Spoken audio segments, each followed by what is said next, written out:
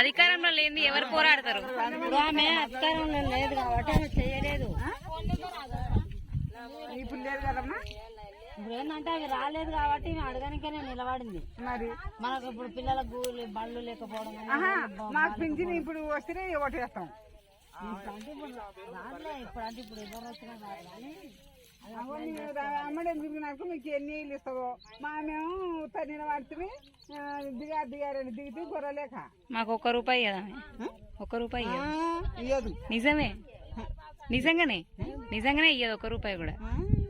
ఆమెకు సపోర్ట్ చేద్దామని వచ్చినాం అంతే. సపోర్టు చేస్తే మీకు పైసలు బాగానే ఎవరు?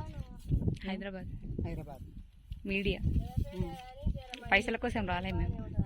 ఒక ఆడబిడ్డ పోటీ చేస్తుంది కదా, ఫస్ట్ టైం చిన్న అమ్మాయి కదా అని చెప్పి వచ్చినాం. ఎన్ని ఇస్తారో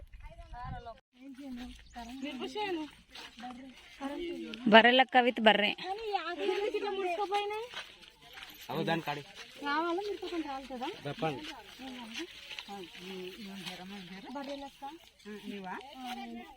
నాగర్కర్ణ నుంచి ఎంపీ చేసిన పీక గుర్తు వచ్చింది. పోయినసారి పీక గుర్తు వచ్చింది, ఈసారి కూడా పీక గుర్తు వచ్చింది. ఇప్పుడు మళ్ళీ మాకు మంచి 500 పైసలు అట్లా అడగొద్దమ్మా.